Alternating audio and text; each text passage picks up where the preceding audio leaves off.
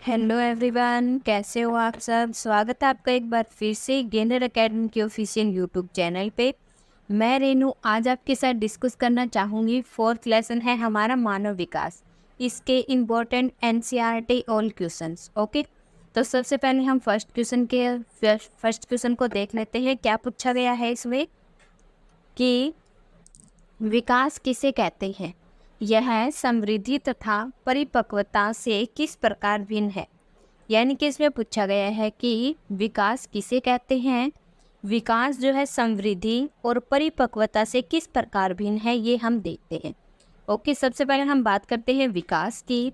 विकास गतिशील, क्रमबद्ध तथा पूर्व कथनीय परिवर्तनों का प्रारूप है जो गर्भधारण से प्रारंभ होता है तथा जीवन पर्यंत चलता रहता है।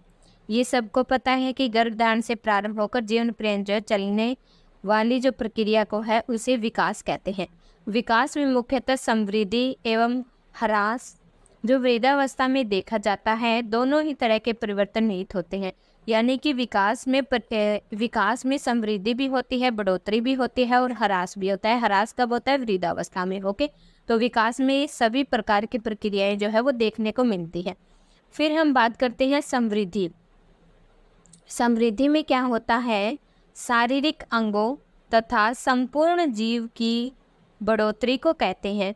इसका मापन अथवा मात्राकरण किया जा सकता है, यानी कि इसको मापा जा सकता है।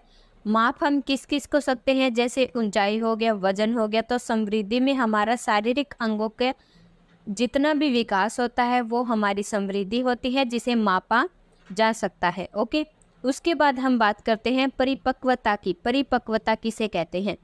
उन परिवर्तनों को इंगित करता है जो एक निर्धारित क्रम का अनुसरण करते हैं तथा प्रधानतः उस आनुवांशिक रूपरेखा ब्लूप्रिंट से सुनिश्चित होते हैं जो हमारी समृद्धि एवं विकास में समानता उत्पन्न करते हैं। परिपक्वता यानी कि जब कोई बच्चा होता है उसे आनुवांशिक रूप से अपने माता पिता से कौन कौन से गुण मिले हैं, उसके अनुसार बच्चे में जो परिपक्वता आता है, जो चेंज आता है, उसे हम परिपक्वता कह सकते हैं। ओके, करता है और यह जो है एक निर्धारित क्रम का अनुसरण करते हैं। ओके, फिर हम आगे देख लेते हैं इसमें क्या बताया गया है। उदाहरण के लिए अधिकांश बच्चे 7 माह की आयु तक बिना सहारे बैठ सकते हैं। यानी कि कई बच्चे कैसे होते हैं कि जो है बिना सहारे के 7 महीने के आयु में बिना सहारे के बैठ सकते हैं।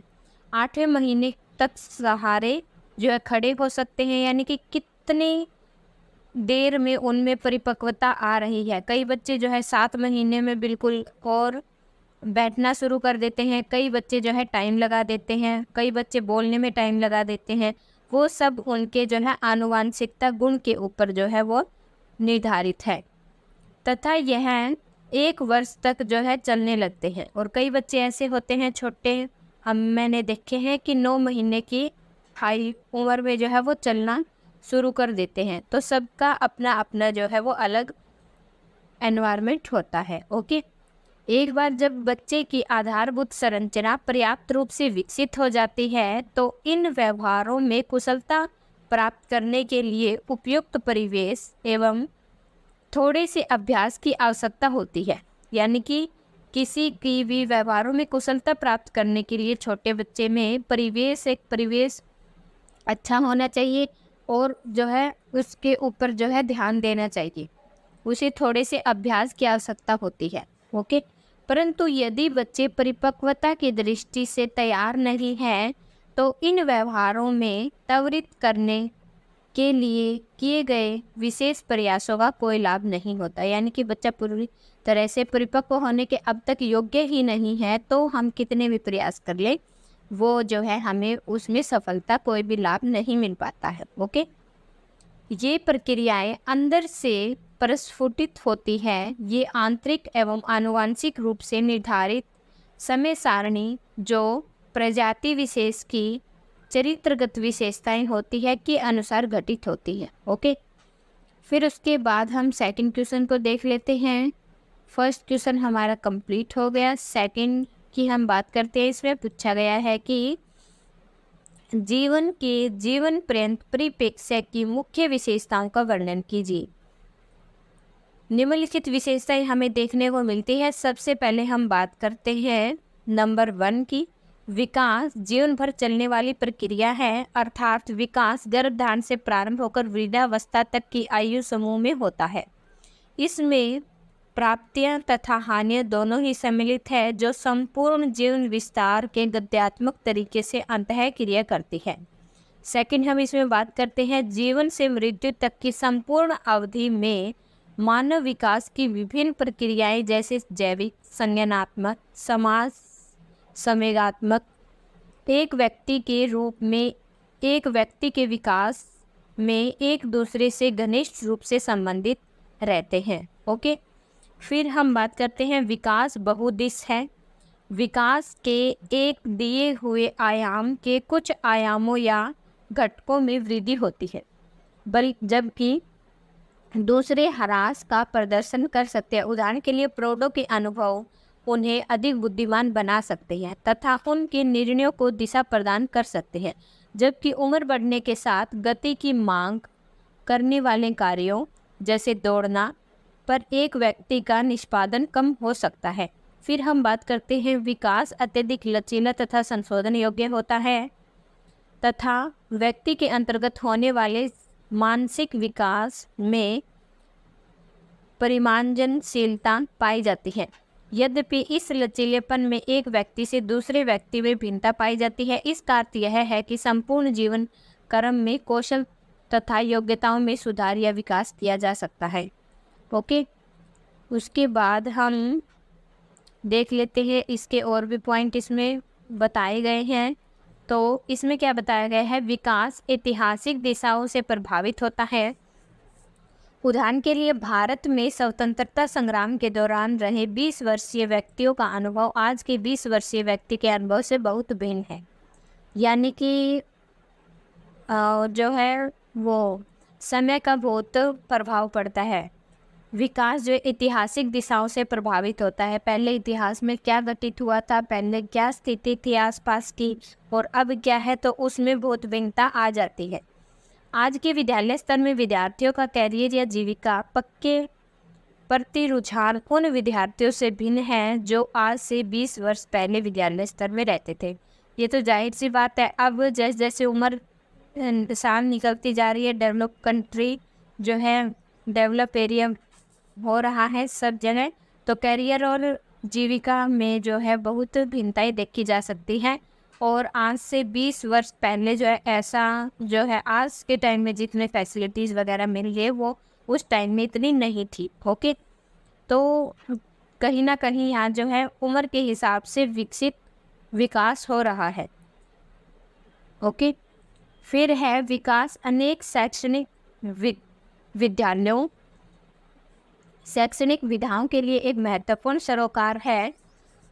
विभिन्न विषयों जैसे मनोविज्ञान, मानव शास्त्र, समाज शास्त्र तथा यांत्रिकी विज्ञान में मानव विकास का अध्ययन किया जा सकता है। प्रत्येक विषय संपूर्ण जीवन क्रम में होने वाले विकास को समझने का प्रयास कर रहा है। ओके, फिर उसके बाद बताया गया है एक व्यक्ति परिस्थिति तथा संदर्भ के आधार पर अनुक्रिया करता है। यानी कि उस व्यक्ति के सामने जैसी परिस्थिति आती है, जैसा संदर्भ आता है, उसके अनुसार वह प्रतिक्रिया करता है। इस संदर्भ के अंतर्गत वंशानुगत रूप से प्राप्त विशेषताएं, यानी कि जो उसे वंश अपने माता पिता की से जो उसे विशेषताएं मिली हैं, जो उसके अंदर विशेषताएं आई हैं आसपास से, भौतिक पर्यावरण जैसा उसका पर्यावरण है, सामाजिक, ऐतिहासिक और सांस्कृतिक संदर्भ आदि सम्मिलित हैं। उदाहरण के लिए प्रत्येक व्यक्ति के जीवन में घटित होने वाली घटनाएं एक जैसी नहीं होती है। जैसे माता पिता की मृत्यु, दुर्घटना, भूकंप आदि एक व्यक्ति के जीवन क्रम को जिस प्रकार प्रभावित करती है, वैसे ही पुरस्कार जीतना, कोई अच्छी सरकारी नौकरी पा लेना जैसे सकारात्मक घटनाएं भी विकास को प्रभावित करती है। यानी कि इसमें ये कहा गया है कि एक व्यक्ति की परिस्थिति जो है दूसरे व्यक्ति से भिन्न होती है। ओके, कि व्यक्ति के सामने क्या क्या परिस्थिति आ रही है, सकारात्मक घटनाएं हो रही है तो उसका जीवन बिल्कुल अलग है, वो खुश है। और अगर उसके साथ नकारात्मक घटनाएं कोई घटित हो रही है, जैसे माता पिता की मृत्यु होगी, तो एक व्यक्ति के पूरे विकास को प्रभावित करते, पूरे जीवन चक्र के ऊपर जो है ये घटनाएं प्रभाव डालती हैं। संदर्भों के बदलने के साथ साथ लोग बदलते रहते हैं। जैसे जैसे परिस्थितियाँ उनकी बदलती रहती हैं, लोग भी उसी तरीके से बदलते रहते हैं। ओके, अब हम बात करते हैं थर्ड क्वेश्चन की, विकासात्मक कार्य क्या है? उदाहरण देकर स्पष्ट कीजिए। तो देख लेते हैं। यह देखा जा सकता है कि कुछ व्यवहार प्रारूप तथा कुछ कौशल एक विशिष्ट अवस्था में अधिक आसानी से सफलता पूर्वक सीखे जाते हैं। व्यक्ति को ये उपलब्धियां विकास को उस अवस्था के लिए एक सामाजिक अपेक्षा बन जाती है, इसे विकासात्मक कार्य कहते हैं। यानी कि इसमें क्या बताया गया है, कुछ व्यवहार प्रारूप से कुछ कौशल एक विशिष्ट अवस्था में अधिक आसानी और सफलतापूर्वक सीखे जा सकते हैं। यानी कि कुछ व्यवहार ऐसे होते हैं, कुछ कौशल ऐसे होते हैं जो हम सफलतापूर्वक सीख जाते हैं। व्यक्ति को ये उपलब्धियां विकास की उस अवस्था के लिए एक सामाजिक अपेक्षा बन जाती है, इसे ही विकासात्मक कार्य कहते हैं। यानी कि जाहिर सी बात है, विकास अपने अंदर विकास करने के लिए व्यक्ति किस तरीके से व्यवहार कर रहा है, क्या उसके अंदर कौशल है और जिसे वह सफलतापूर्वक आसानी से जो है अपने जीवन में ढालता जा रहा है, वही विकासात्मक कार्य है। यानी कि अपने को पूर्ण रूप से विकसित करने के लिए व्यक्ति के द्वारा किया गया कार्य विकासात्मक कार्य है। यह खुद के द्वारा हो सकता है और आसपास के वातावरण के द्वारा भी व्यक्ति में विकासात्मक कार्य किया या करवाया जा सकता है। ओके, फिर उसके बाद हम बात करते हैं, अपने जीवन में एक प्रथम सप्ताह में नवजात शिशु यह बताने में सक्षम हो जाते हैं कि ध्वनि किस दिशा से आ रही है। यानी कि वह उन्हें पता चल जाता है। अन्य स्त्रियों की आवाज़ तथा अपनी माँ की आवाज़ में अंतर कर सकते हैं एवं सामान्य हाव भाव का अनुकरण कर सकते हैं, जैसे जीभ बाहर निकालना, मुंह खोलना आदि। तो ये सब जो है माँ की आवाज़ को पहचानना, ध्वनि की दिशा को बताना, तो बच्चे में जो है विकासात्मक कार्य हो रहा है। ओके, हाँ, जैसे जैसे शिशु बढ़ता जाता है, मांसपेशियां एवं तंत्रिका तंत्र परिपक्व होते हैं, जो सूक्ष्म कौशलों का विकास करते हैं। आधारभूत शारीरिक कौशलों के अंतर्गत वस्तुओं को पकड़ना एवं उनके पास पहुंचना, बैठना, घुटनों के बल चलना, खड़े होकर चलना, दौड़ना आदि। यानी कि जैसे जैसे उनकी उम्र बढ़ती जाती है, विकासात्मक कार्य भी वैसे ही बढ़ते जाते हैं। बच्चे में विकास अत्यधिक मात्रा में होता जाता है। उसके बाद हम बात करते हैं नवजात शिशुओं में संवेदी क्षमताएं भी होती है। नवजात शिशु जन्म के ठीक बाद सुन सकते हैं। नवजात शिशु जो है जन्म के ठीक बाद सुन सकते हैं। नवजात शिशु जैसे जैसे विकसित होते हैं, उसकी ध्वनि को दिशा निर्धारित करने की दक्षता में सुधार आता है। फिर है नवजात शिशु स्पर्श के प्रति अनुक्रिया करते हैं एवं पीड़ा की अनुभूति भी करते हैं। घ्राण एवं स्वाद की दोनों क्षमताएं भी नवजात शिशु द्वारा जो है विकसित होती हैं। फिर उसके बाद हम बात करते हैं शैशव अवस्था की।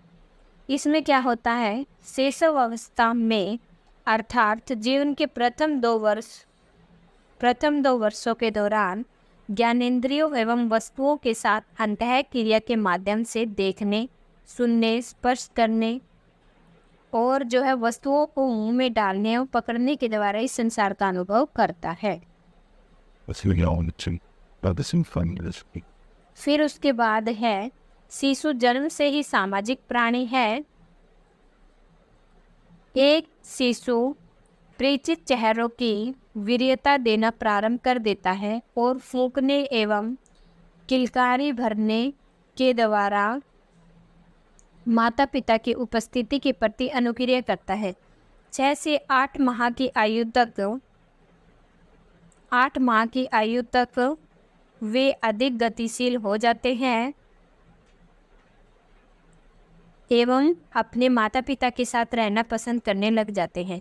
जब वे अन्य चेहरों को देखना पसंद करते हैं तो अपनी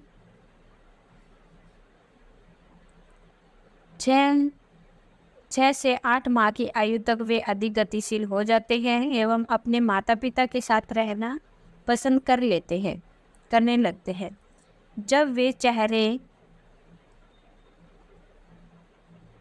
वे नए चेहरे को देखकर डर जाते हैं या अपनी माँ से अलग कर देते हैं, तो वे रोते रोते और पीड़ा की अभिव्यक्ति करते हैं। माता पिता या देख रेख करने वालों से पुनः मिलने पर वे मुस्कुराहट या अकेलापन से अपने भाव को प्रदर्शन करते हैं। ओके, तो आज हम 3 क्वेश्चन ही करते हैं। नेक्स्ट हमारे 3 से 4 क्वेश्चन बचे हुए हैं, वो हम नेक्स्ट वीडियो में कवर करेंगे। ओके।